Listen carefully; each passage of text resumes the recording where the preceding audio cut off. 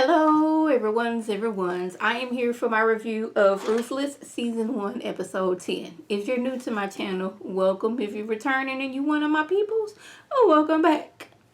Ruth and Tally are talking, and Tally lets Ruth know, look here, the highest and elder mother Marva, they are going to test your loyalty like they tested mine. She didn't go much into how her test was, but just be prepared, they are going to test you.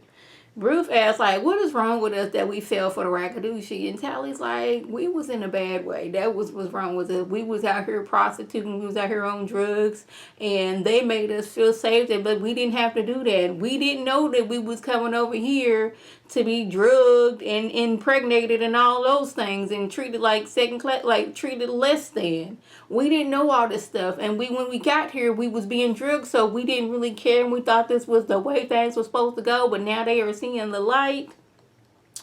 Yeah, but Ruth, like, she's saying how once they get out, she has no intention of taking Callie back to Barry. I don't care if Barry has every police in the whole United States of America looking for me. I'm not taking my baby back. But I was like, Barry got his own issues.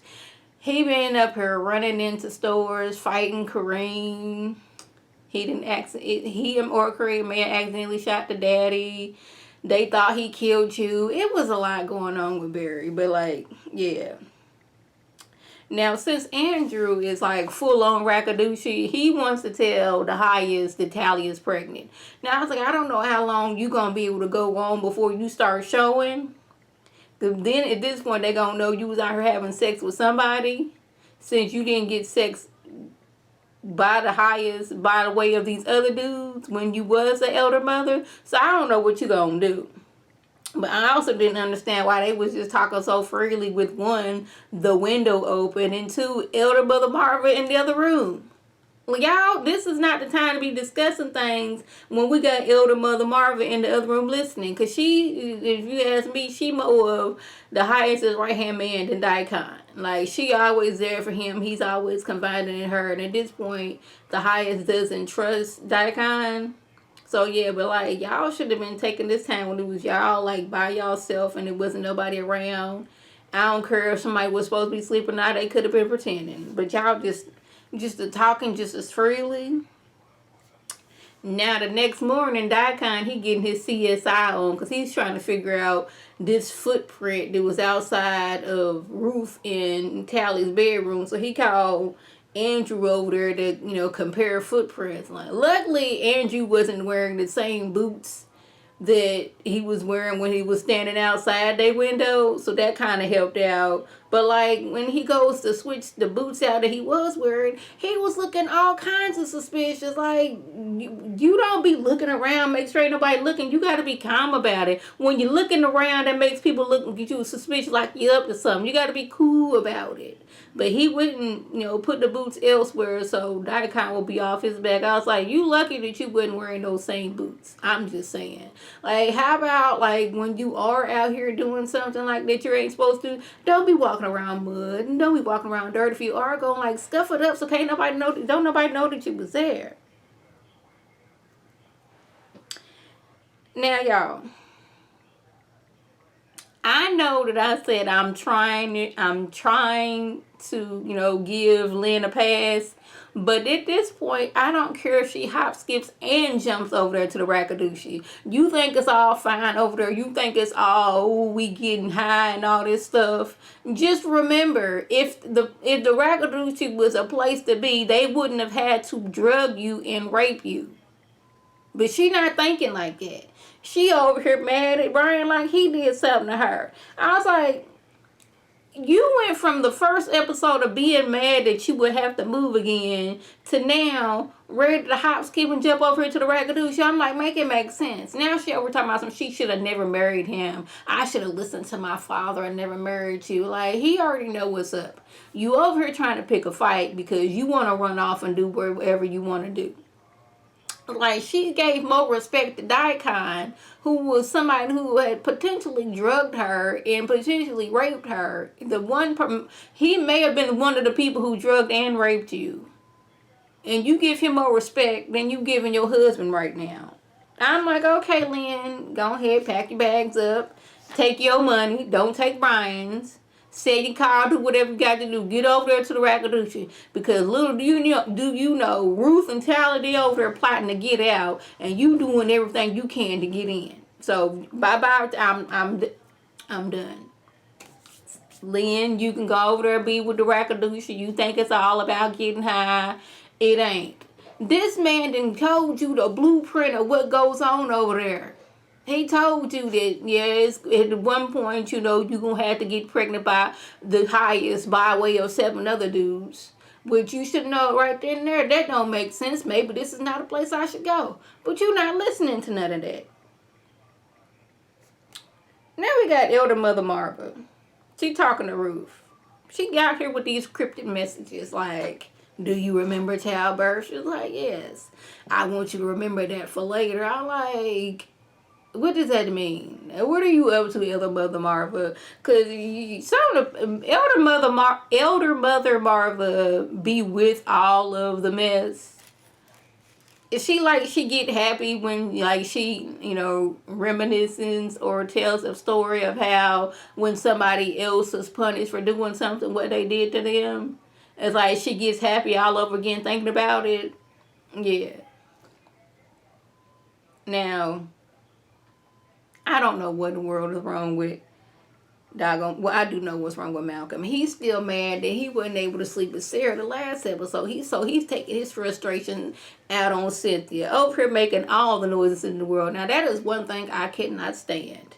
When I am sleeping and I am sleeping good, don't be in here making all kind of noise. Don't be in here turning the lights on, even though I have my my face mask on at night where I can't see. Still, don't be in here making all kind of noise. He's in the closet, knocking stuff down, slamming doors. Why are you mad at her? Granted, she was drunk, but the only reason she was drunk is because she know you out here sleeping with somebody. And she got drunk with the very person you was sleeping with. Little does she know. He talking about something, he want to leave, and she's like, do it. You know, I'll take everything from you. He's like, to get rid of you, I am all here for that. And she was just like, what did I do to make you treat me like this? Like, just tell me. And he's like, it's too harsh. He's like, the way you treated me is harsh. He gonna look at her and said, I never wanted to be with a woman your size. Now, granted, Cynthia is not a big woman. So I guess he won't, I guess someone Sarah's size. He want them slim and trim. Like, ain't nothing wrong with her. Like, plenty of men would want to get with her. Probably some women too. I don't know. But she looks her and she's like, you can go to hell. He's like, you don't turn me on. I was like, okay, go on then. You ain't got to tell me that but once. You don't like me, I don't turn you on. What you get married to me for? Is it that she gained weight? Why are you married to her is what I'm trying to figure out. Did she gain weight in this process? Did she gain weight by having your babies? That is the question. That be getting me dudes like, man, you didn't gain weight. I gained weight because I gave birth to 4 of your children. You didn't gain weight by having these kids and having trouble getting it off. I did. But anyway, that's a whole nother story. So Daikon, he is still jealous because he sees that his place has been taken by Andrew, even though it's not, but in his mind it is. He telling Andrew, I thought those were your footsteps and I don't trust you. He's like, we looked into your background and everything was clean, like a little too clean. He's like, Andrew's like, look here, I just want to be here for the Rakadushi, the Rakama, and I just want to, be in the presence of the highest. Now, I don't know why he said that because, Daikon wants to be in the presence of the highest. Daikon had already told the highest, I will lay my life down for you. Even he just don't know that the highest ain't seeing it for him and he don't really trust him. But granted, the highest is on drugs, so that may be like blurring his mind. Yeah. Now lastly, Niecy. She was the young lady, the woman who was at the grocery store trying to slip, the sheriff, a note like, help me please. I am with the Rakadushi. They out here doing all kind of mess. Let me out. So this is Ruth's test. She get in there and Niecy's all tied up and Elder Mother Marva's basically like, look here, we done gave her a tattoo just like yours, and this is your way out. It's for you to die. So go ahead and take this acid and throw it on her. Throw it on her face so it's unrecognizable. This is what I want you to do. Now, obviously, somebody who, got some sense and is not evil, it's going to take them some time to get over the fact that this girl is tied up. You didn't put the tattoo that I have on her, and you want me to throw this acid on her and kill her? A normal person's going to be like, now what now? Like, somebody crazy, they just took it and been done with it. What else you need me to do? But, Ruth got a heart. But I was like, okay, so just because we faking Ruth's deaths and making this girl seem like she Ruth, they gonna still be looking for Callie. Do you not understand that, Elder Mother Marva? The people are still, even though that Ruth is dead, we faking her death and making it seem like Niecy is Ruth. The people are still going to be looking for Callie. You do realize that.